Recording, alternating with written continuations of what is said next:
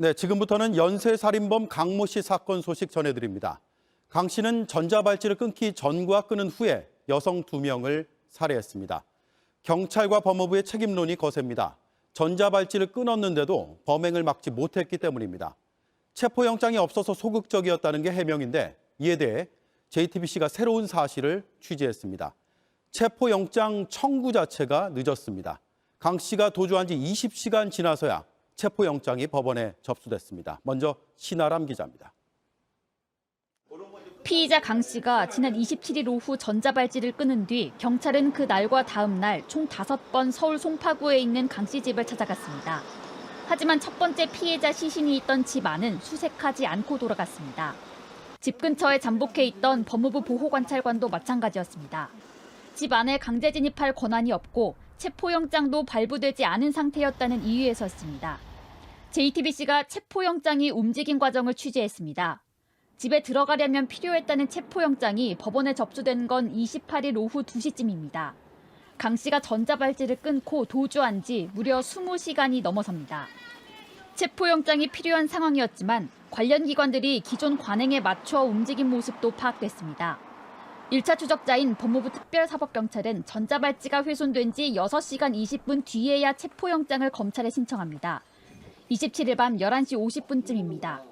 서울 동부지검 당직실에선 밤이 늦어 내일 오전에야 청구 여부가 결정되니 다시 오라며 돌려보냅니다. 특사경은 다음 날 오전 9시 다시 검찰에 찾아가고 당직 검사는 5시간이 지난 오후 2시쯤 법원에 영장을 청구했습니다. 검찰은 법과 절차에 따랐다고 했습니다. 법원은 어땠을까? 서울 동부지법은 18시간 동안 발부 여부를 정하지 않았습니다. 그 사이 강 씨가 자수합니다. 이뿐만이 아닙니다. 집 주변 CCTV에는 강 씨가 도주하기 전 피해 여성과 동행한 모습이 포착됐지만 경찰은 자수한 뒤에야 이를 확인했습니다. 강 씨의 범죄 경력도 자수한 뒤에야 처음 조회됐습니다. 최건호 서울경찰청장은 법적 한계에도 적극적 경찰권을 행사하지 못한 부분이 아쉽다고 밝혔습니다. JTBC 신아람입니다. 네, 전자발찌를 끊고 도주한 연쇄살인범 강모 씨입니다. 구속되기 전 법정에 나온 모습인데 취재진의 마이크를 발로 차며 욕설을 내뱉기도 했습니다.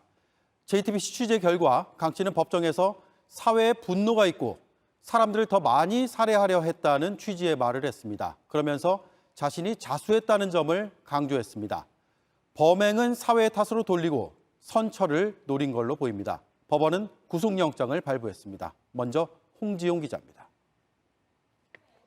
연쇄살인범 강모 씨가 법원에서 구속 전 피의자 신문을 받기 위해 경찰서를 나섭니다. 취재진의 질문에 거친 반응이 돌아옵니다. 피해자에게 미안하지 않으세요? 보도 똑바로 하라고, 보도를.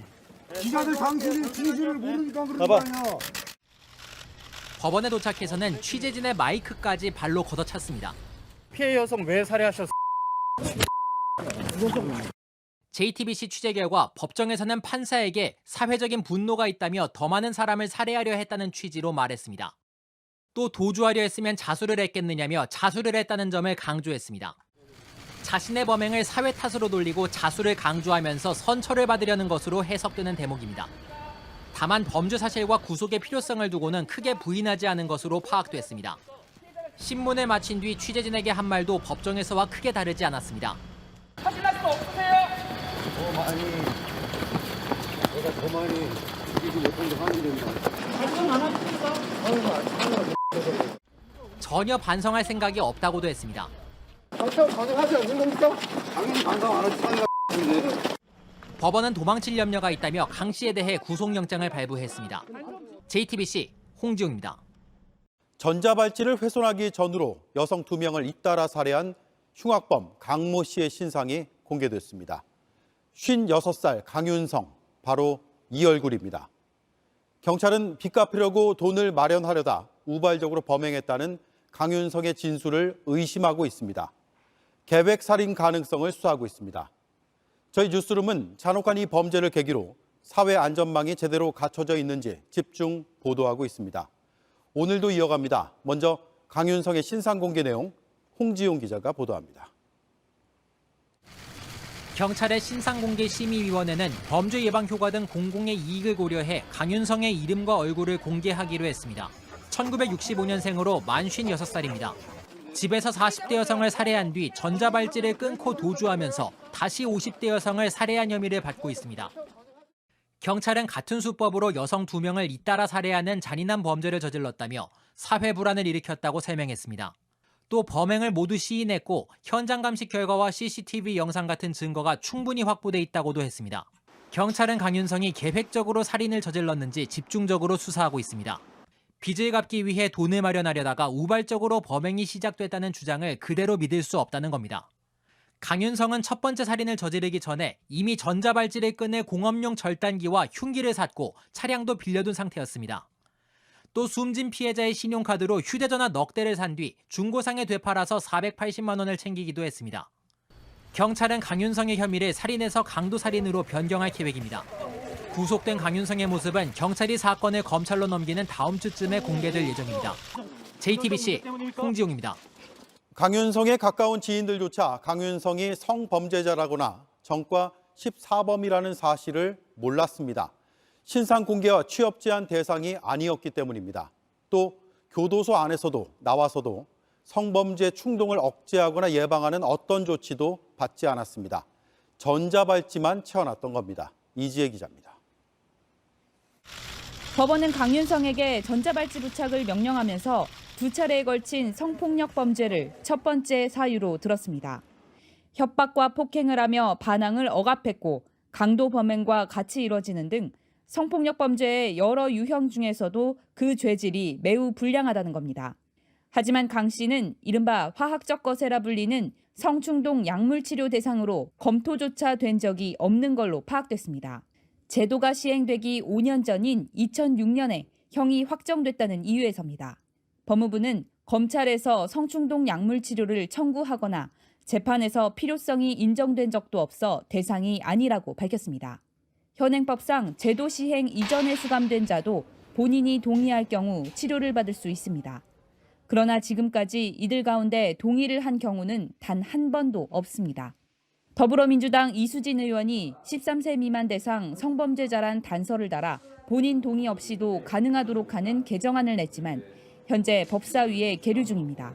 당사자의 동의가 있어야 되기 때문에 이 법이 지금 형해되고 있는 것 아니냐. 동의 부분을 차라리 삭제를 하고 대신 요건과 절차를 엄격히 해서 또 법적으로 성도착증 환자여야 약물치료 대상이 되는데 강 씨는 제도 이전 수감됐다는 이유로 성도착증 여부를 검사받을 기회조차 주어지지 않았습니다.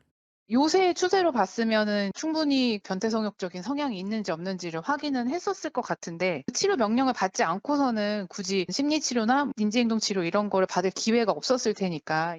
지난 2011년 제도 도입 후 성충동 약물치료가 집행된 63건 가운데 재범률은 0%입니다. 현장에서는 효과가 나타나고 있다고 말합니다.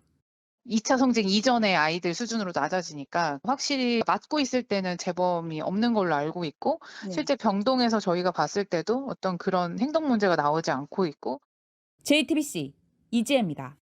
전자발찌를 끊기 전후로 2명을 살해한 혐의로 구속된 피의자 강윤성과 관련한 경찰의 수사 상황은 어환희 기자가 취재했습니다.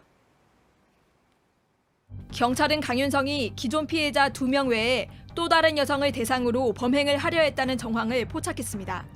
지난달 26일 첫 번째 살인 전 해당 여성을 유인하려고 했으나 전화번호를 착각해 연락하지 못했습니다.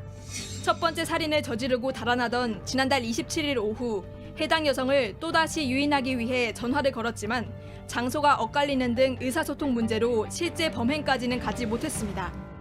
강윤성의 피해자는 또 다른 여성이 될 수도 있었던 겁니다.